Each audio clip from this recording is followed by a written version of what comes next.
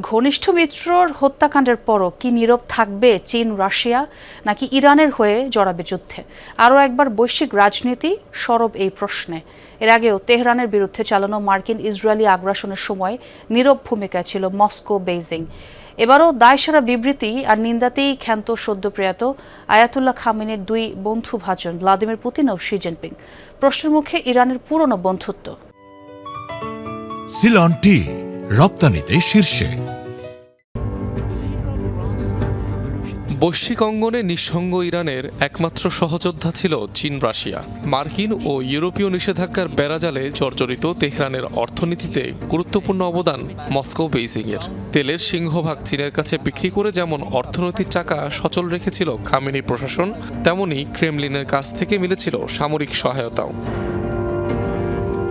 কিন্তু ইরানের ঘোর বিপদে বরাবরই নিশ্চুপ দেখা গেছে এই দুই মিত্রকে। গাজায় আগ্রাসনকে ঘিরে ইসরায়েলের সাথে 2 দফা যুদ্ধ কিংবা গেল বছরের 12 দিনের সংঘাত, মৌখিক নিন্দা ও প্রতিবাদ ছাড়া কিছুই মেলেনি চীন রাশিয়ার তরফ থেকে। সবশেষ সর্বোচ্চ ধর্মীয় নেতার মৃত্যুর পরও চুপ মস্কো বেইজিং, কাজ সেরেছে দায়সারা বিবৃতি দিয়ে।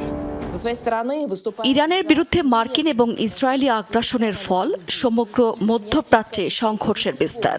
আমরা গভীরভাবে উদ্বিগ্ন।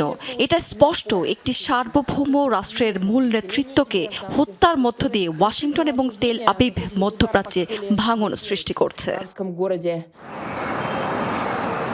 যদিও কাগজে কলমে ইরানের পক্ষে সেনা পাঠানো কিংবা সামরিক সহায়তার সম্ভাবনা একেবারেই কম চীন রাশিয়ার জন্য, কেননা আন্তর্জাতিক মহলে যুক্তরাষ্ট্রের বিরুদ্ধে কথা বললেও সরাসরি কোনো কার্যকর পদক্ষেপ নিতে আগ্রহী নয় বেইজিং। অন্যদিকে ইউক্রেনে যুদ্ধরত থাকায় ইসরায়েল যুক্তরাষ্ট্রের সাথে সরাসরি সংঘাতে জড়াতে চায় না মস্কো।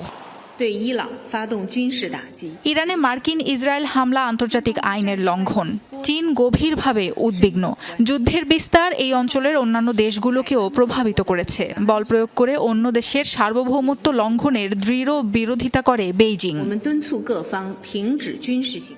নিরাপত্তা সূত্রগুলোর দাবি, ভবিষ্যতে একাই লড়তে হবে ইরানকে। চীন কিংবা রাশিয়ার পক্ষে সরাসরি পদক্ষেপ আসার সম্ভাবনা একেবারেই ক্ষীণ। অনিক রহমান, যমুনা নিউজ।